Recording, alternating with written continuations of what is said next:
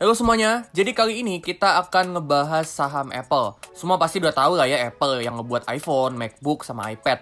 Saham Apple ini saham yang punya market cap paling gede di bursa Amerika, sebesar 2,2 triliun US dollar. Nah, di video ini kita akan ngebahas ya kinerjanya Apple, terus juga kita bakal cari tahu apakah saham Apple ini bagus untuk investasi 10 tahun ke depan. Tapi sebelumnya, jangan lupa subscribe dan tekan lonceng supaya kalian up to date sama channel ini dan supaya bisa bantu channel ini untuk terus tumbuh. Oke, langsung aja kita mulai.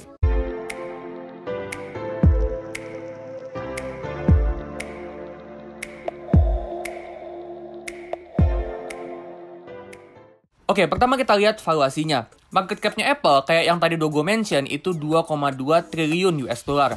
Price to sales-nya 5,8 kali, price to earnings 22 kali, sama price to free cash flow 21,7 kali. Nah, ini termasuk mahal apa enggak, kita nggak tahu. Soalnya PE sama price to free cash flow itu tergantung dari tingkat growth-nya. Kalau Apple ini tingkat growth-nya tinggi, ya wajar kalau PE sama price to free cash flow-nya tinggi. Tapi perlu kita tahu ya, ukuran Apple ini udah gede banget, dan makin gede ukuran satu company, artinya makin lambat tingkat growth-nya.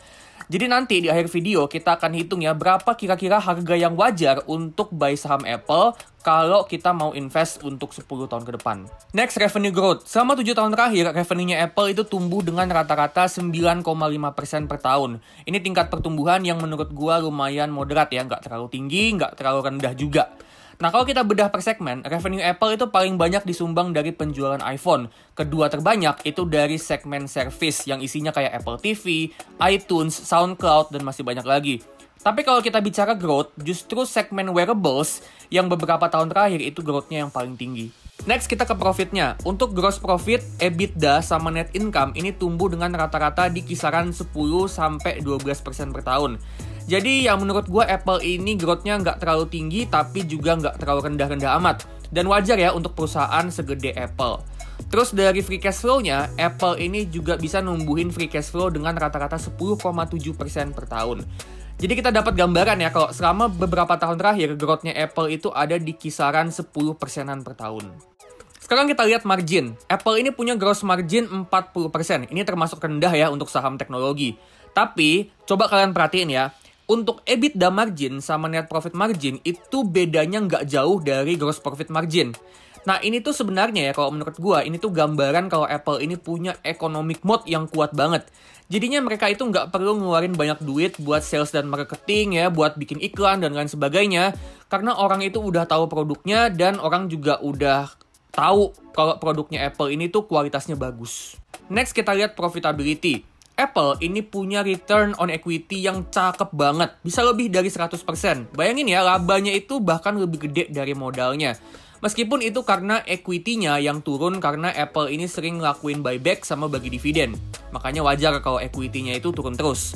Tapi kita lihat di sini ya, return on invested capital-nya itu juga tinggi banget. Bisa sampai 56%. Dan yang namanya invested capital itu kan equity ditambah sama debt atau utang yang berbunga.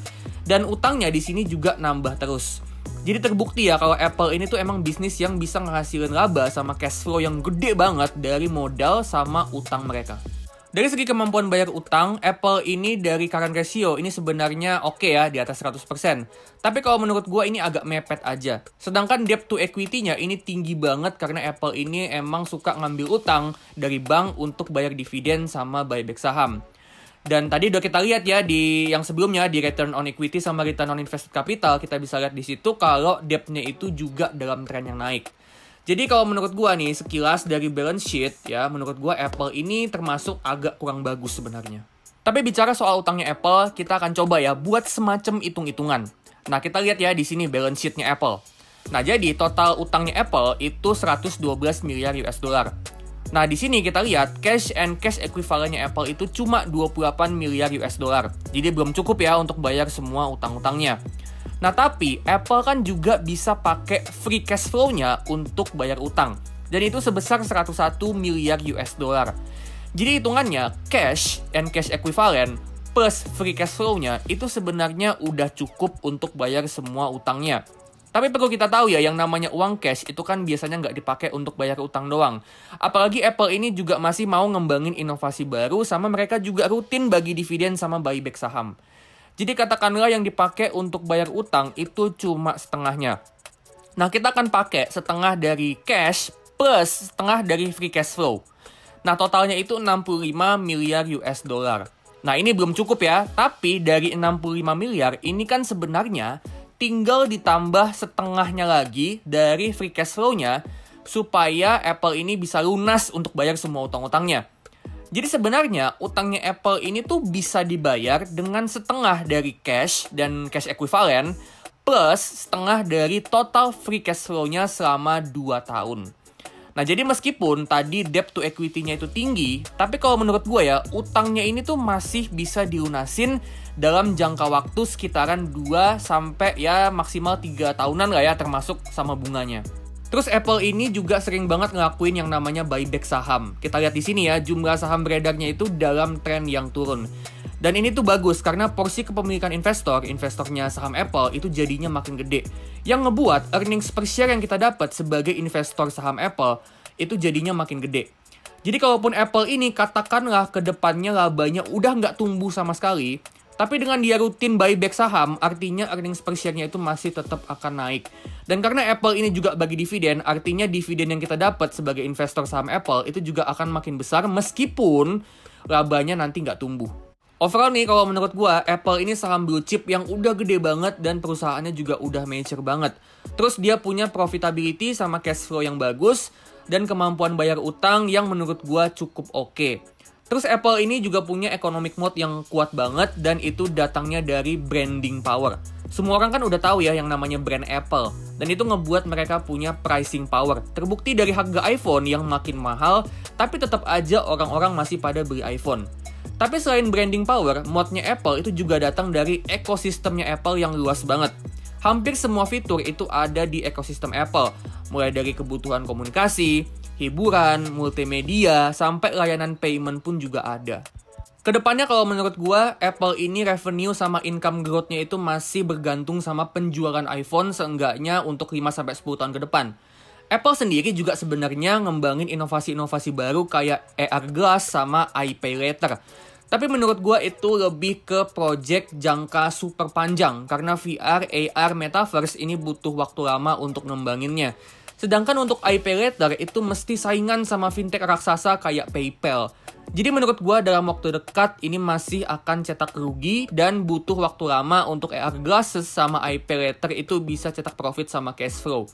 Kalaupun bisa cuan, menurut gua untuk 5-10 tahun ke depan, efeknya belum akan signifikan untuk numbuhin profitnya Apple. Sekarang kita akan hitung berapa fair value-nya saham Apple dan apakah saham Apple ini bagus untuk investasi untuk 10 tahun ke depan. Caranya kita akan pakai discounted cash flow. Jadi kita akan proyeksi berapa uang cash atau free cash flow yang bisa dihasilkan Apple di masa depan. Terus kita tarik mundur cash flow-nya itu ke masa sekarang. Nah, kita kan nggak tahu ya gimana masa depannya Apple dan berapa growth dari Apple, terutama dari free cash flow-nya. Jadi kita perlu buat asumsi. Tapi satu hal yang kita tahu ya, makin gede ukuran satu company, itu growth-nya akan makin lambat.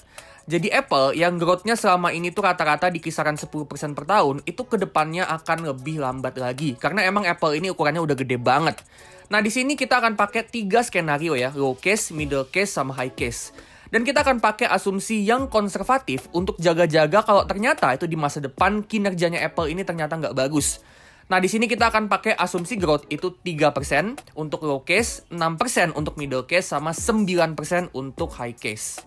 Next, untuk price to free cash flow di tahun 2031 nanti, atau yang kita kenal dengan namanya terminal price to free cash flow, nah itu prinsipnya kayak gini. Price to free cash flow sama price to earning itu identik sama growth-nya perusahaan sama economic mode-nya juga. Artinya makin gede tingkat growth dan makin kuat economic mode-nya, price to earning sama price to free cash flow itu juga akan makin tinggi. Dan gitu juga sebaliknya. Nah, di sini kita akan pakai 16 kali, 18 kali, sama 20 kali. Kita pakai price to free cash flow yang nggak terlalu besar dan juga nggak terlalu kecil. Karena di satu sisi Apple ini growth-nya memang udah agak lambat ya. Tapi di sisi lain dia punya economic mode yang kuat banget. Sedangkan untuk return on investment atau return yang kita mau dari saham Apple, kita akan pakai 13% return per tahunnya supaya kita bisa ngalahin return dari Nasdaq sama S&P 500. Oke, sekarang kita udah dapat semua asumsinya. Sekarang kita lihat ya. Apple itu sekarang di harga 137. Dan segini harga wajarnya. Untuk low case itu ada di $63, untuk middle case itu di $87, sama untuk high case ada di $119. Jadi di sini kita dapat ya kalau saham Apple ini di harga sekarang itu udah overvalue dan kurang cocok untuk investasi untuk 10 tahun ke depan. Menurut gue pribadi, Apple ini fair value-nya itu ada di bawah 100 ya, di kisaran 70 sampai 90. Jadi kalau kalian mau invest saham Apple untuk 10 tahun ke depan nih dan kalian mau return yang oke di kisaran 12 sampai 13% per tahun, kalau menurut gua ya, sebaiknya kalian tunggu sampai Apple ini jatuh ke harga kisaran 70 sampai 90-an. Jadi meskipun saham Apple ini saham yang bagus, saham blue chip yang jangka panjang naik terus, tapi tetap aja kalau menurut gua di harga sekarang saham Apple ini kurang cocok untuk investasi 10 tahun ke depan. Nah, gimana nih pendapat kalian tentang saham Apple? Kalian punya nggak sih pandangan lain tentang saham Apple? Atau mungkin kalian ada yang nggak setuju sama apa yang jadi opini gue di video ini tentang saham Apple? Nah, kalau misalnya ada pandangan lain atau misalnya kalian nggak setuju, kalian boleh banget share di kolom komentar. Siapa tahu bisa jadi insight buat gue atau viewers lain.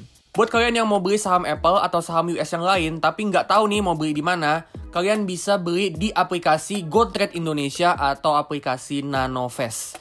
Di situ kalian bisa beli saham US dan bicara soal legalitas, mereka ini udah dapet izin dari Bapepti. Jadi nggak usah khawatir untuk masalah legalitas. Dan untuk daftarnya, kalian bisa pakai kode referral gua 483724 untuk GoTrade sama Todopedia 298 untuk Nanovest. Oke teman-teman, sekian dulu ya tentang saham Apple. Jangan lupa like, comment, subscribe, dan tekan lonceng supaya bisa bantu channel ini terus tumbuh dan supaya kalian juga terus up to date sama channel Todopedia.